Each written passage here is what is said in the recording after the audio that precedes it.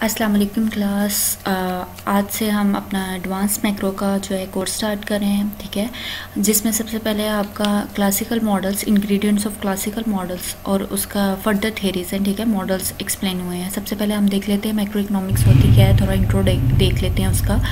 Macro economics basically large scale पे जब हम इकोनॉमिक एक्टिविटीज़ को लर्न करते हैं, स्टडी करते हैं, तो वो हमारी मैक्रो इकोनॉमिक्स होती है। माइक्रो पे हम इंडिविजुअल लेवल फॉर्म्स और इंडस्ट्री को स्टडी करते हैं, कंज्यूमर बिहेवियर को। लेकिन जब आप ओवरऑल इकोनॉमी के बिहेवियर को, इकोनॉमी लेवल को, आउटपुट लेवल को देखते हो, एग्रीगेट डिमांड एंड सप्लाई देखते हो, तो वो आपका मैक्रो इकोनॉमिक्स में आ जाता है, ठीक है। उसमें उसकी वैल्यूएशन कैसे हुई थी? सबसे पहले क्लासिकल इकोनॉमिस्ट थे आपके, ठीक है।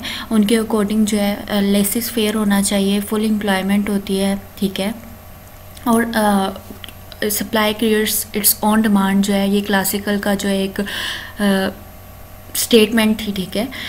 उसके बाद आपका केन्स का व्यू आ जाता है, जिसने क्लासिकल को रिजेक्ट किया, उसके इस व्यू को रिजेक्ट किया और अपनी बुक दी जर्नल थ्योरी, ठीक है, जिसमें उसने अनएम्प्लॉयमेंट और इनकम को डिटरमिन कैसे करते हैं एग्रीगेट डिमांड और एग्रीगेट सप्लाई के थ्रू, वो बताया। उसके बाद आपके मॉडर्न मैक्रो इकोनॉमिस्ट आ गए, ठीक है, जिन्होंने लिंक किया प्राइस लेवल के साथ। उसके बाद आपके न्यू केन्सियन आ गए, जो फॉलोअर्स थे केन्स के। उसके बाद आपके न्यू क्लासिकल्स आ गए, ठीक है।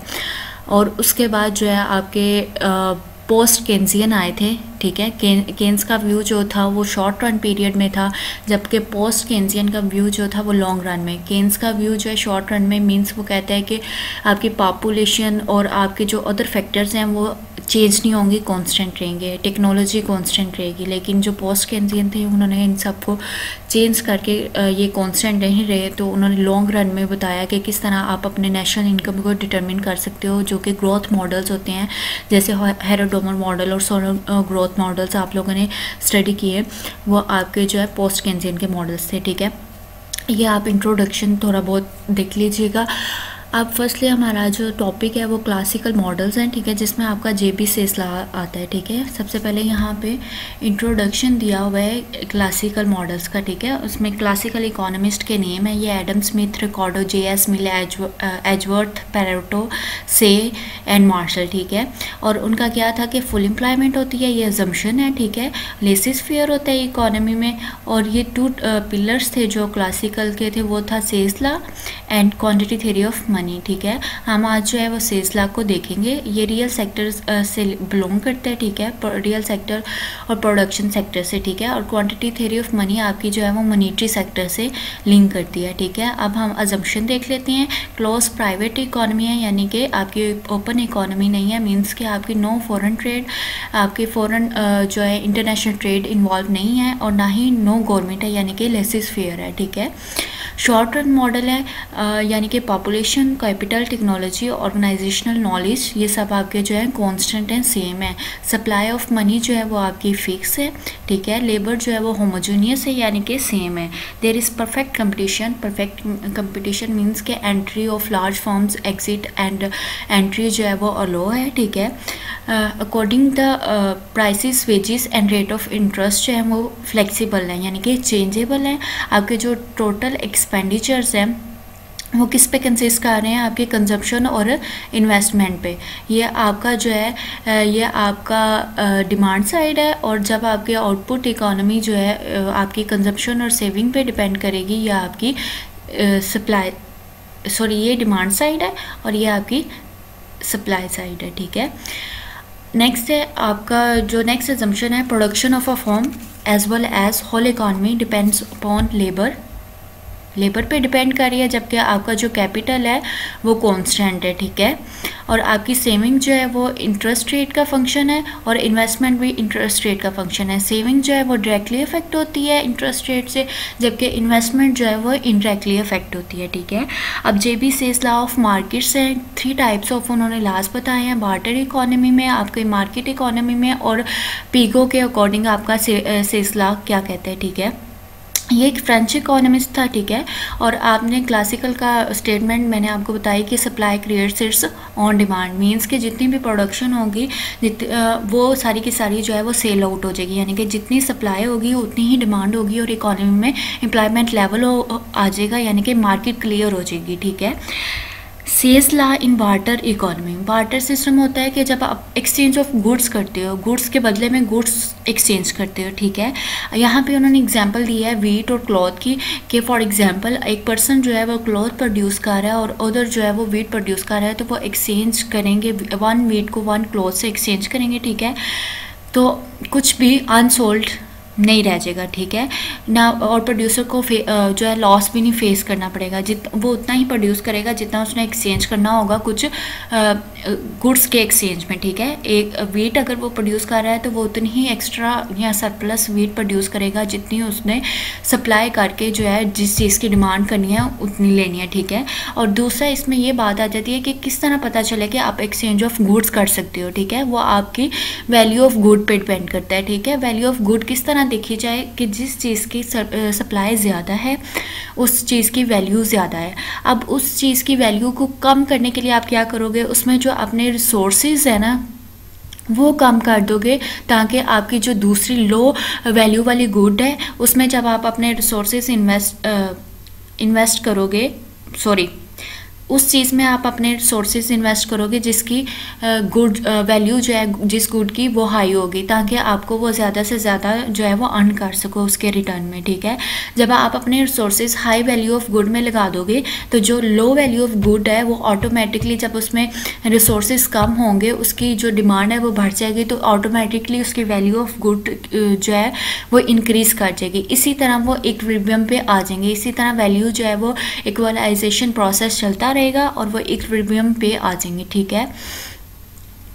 और इससे आपका जो है बार्टर इकोनॉमी ये बताती है कि एक्सचेंज जो है वो पॉजिटिव वैल्यू होती है, यानी कि किसी को कोई लॉस नहीं होता, प्रोड्यूसर उतना ही प्रोड्यूस करता है जितना वो सप्लाई कर सके और इन रिटर्न वो जो है गुड ले सके, ठीक है। अब जो क्लासिकल है या सेक के अकॉर्डिंग एग्रीगेट सप्लाई जो है वो एग्रीगेट डिमांड के इक्वल है, यानी कि फुल एम्प्लॉयमेंट लेवल है। और ये चीज़ आपकी बता रही है कि supply in n markets equal है supply demand in n markets के, ठीक है। और ये एक ऑटोमेटिक जो है मैकेनिज़्म है, यानी कि जितनी चीज़ प्रोड्यूस होगी उतनी ही दूसरे से एक्सचेंज हो जाएगी, ठीक है। कोई लॉस नहीं होगा, कोई अनएम्प्लॉयमेंट नहीं होगी, ठीक है। उसके बाद है ये different JB says presented these words, ठीक है। When any product is produced, it leads to open the economy for other goods, means कि जब भी कोई चीज़ प्रोड्यूस हो जाती है तो वो ऑटोमेटिकली उसकी डिमांड इकोनॉमी में हो जाती है, ठीक है। और इस तरह आपकी सप्लाई और जो डिमांड है वो इक्वल आ जाती है। नेक्स्ट है professor Ricardo present sales law as nobody produces except to consume और सेल, ठीक है। हर बंदा वही चीज़ प्रोड्यूस करेगा जो या तो वो उसने खुद कंज्यूम करनी हो या उसको सेल आउट करना हो in exchange of other goods, ठीक है। और इससे जो है ना ही सरप्लस होगा, अगर सरप्लस गुड है तो वो उसको एक्सचेंज कर लेगा जो उसकी दूसरी गुड उसने लेनी होगी, ठीक है। तो इससे जो है आपकी इकोनॉमी में ओवर प्रोडक्शन भी नहीं होगी और आपकी जो है इकोनॉमी इक्विलिब्रियम में रहेगी। नेक्स्ट है sales law in money economy. इसमें भी सेम प्रोसेस है कि जो भी प्रोड्यूसर प्रोड्यूस करेगा गुड्स एंड सर्विसेज, उसके रिटर्न में जो भी उसको मनी अर्न करेगा वो नेक्स्ट उसको नेक्स्ट चीज़ में प्रोडक्शन में लगा देगा, ठीक है। वो जो प्रोड्यूस कर रहा है, ठीक है, उससे जो अर्न कर रहा है यहाँ से उससे कंज्यूम कर लेगा या फिर उसको ही जो है उससे नेक्स्ट जो है अपनी प्रोडक्शन कर लेगा, ठीक है। उसका कोई भी पार्ट जो है मनी का वो सेव नहीं करेगा, ठीक है। मनी रिमेन्स न्यूट्रल रहते, न्यूट्रल मीन्स कि मनी ना आपकी बाहर सेव होगी और ना आपकी कम होगी, ठीक है। जितना आप प्रोड्यूस करोगे उससे आपको इनकम मिलेगी, ठीक है। उस इनकम को आप फर्दर इन्वेस्टमेंट के लिए या कंजप्शन के लिए यूज़ कर लोगे। और उन्होंने कहा है कि जो आपकी मनी है just a media of exchange है, यानी कि एक्सचेंज ऑफ गुड्स है, ठीक है। यहाँ पे उन्होंने आपका जो है एक प्रोसेस बताया है कि आपका आउटपुट जो है 4 फैक्टर्स ऑफ प्रोडक्शन पे डिपेंड कर रहा है, labour, capital, land and entrepreneur, ठीक है। ये आपके सप्लाई साइड होगी, ठीक है। और इनके इससे जो आपको इनकम इनकम अर्न हो रही है, एग्रीगेट इनकम आपके वेजेस, रेंट, इंटरेस्ट और प्रॉफिट अर्न हो रही है, ये आपकी एग्रीगेट इनकम है। इस एग्रीगेट इनकम को जब आप कंजप्शन के लिए यूज़ करोगे, ये आपकी एग्रीगेट डिमांड होगी, और एग्रीगेट डिमांड जब कंजप्शन होगी तो आपकी सेविंग भी होगी, और फ्लेक्सिबल इंटरेस्ट रेट है जो कि आपके अजम्पशन है, उसकी वजह से आपकी इन्वेस्टमेंट बढ़ेगी, और इन्वेस्टमेंट से जो है आपकी इकॉनमी इंक्रीज़ होगी, यानी कि आपका एम्प्लॉयमेंट लेवल जो है वो बरकरार रहेगा, एक रिबम रहेगा, ठीक है। के बाद है आपका सेल्स law as explain by Pigou, ठीक है। पीगो ने जो है वो आपका लॉ मार्केट, लेबर मार्केट के थ्रू एक्सप्लेन किया है। उसके अकॉर्डिंग जो है आपका जब वैल्यू ऑफ मार्जिन प्रोडक्ट जो है वो इक्वल हो जाती है मार्जिन प्रोडक्ट के, तो आपके मतलब कि इट्स मीन के आपके वेजेस जब इक्वल हो जाती है वैल्यू मार्जिन प्रोडक्ट के, तो आपकी मार्केट जो है वो इक्विलिब्रियम में होती है और अनएम्प्लॉयमेंट नहीं होती, ठीक है। सारा प्रोसेस उसने बताया है, ठीक है। इसमें यह वेजेस जो है आपकी मार्जिनल प्रोडक्ट और प्रोडक्टिविटी के इक्वल आ जाएं तो आपके पास जो है अनएम्प्लॉयमेंट नहीं होगी, ठीक है। आगे उन्होंने आपकी मैथमेटिकल एग्जांपल दिया है कि अगर मार्जिनल प्रोडक्शन आपकी जो है कि वीट की 10 kg है और प्राइस ऑफ दीज है, ठीक है, तो VMP क्या होगा कि आप मार्जिनल प्रोडक्शन को प्राइस से मल्टीप्लाई करोगे, ये आपका प्राइस है, सॉरी प्रोडक्टिविटी नहीं, ये प्राइस है। जब इसे आप प्राइस से मल्टीप्लाई करोगे तो आपकी ये VMP आ जाएगी, यानी कि वैल्यू ऑफ मार्जिन प्रोडक्ट। तो वो कहता है कि अगर VMP को मींस कि VMP आपकी इक्वल हो वेजेस के, यानी कि 200 आई है तो वेजेस भी अगर आप 200 दे दोगे उसको, तो वो 200 के 200 जो है वो दोबारा वीट लेने के लिए जो है वो स्पेंड कर देगा। इसका मतलब है कि जब वो वीट लेने के लिए दोबारा, अब हमने फर्स्ट यूनिट देखा kg वीट का, जब वो 200 स्पेंड करेगा तो इट्स मीन के वो प्रोड्यूसर के पास वापस चले गए पैसे, तो इट्स मीन के वो ये प्रोसेस जो है सर्कुलर फ्लो में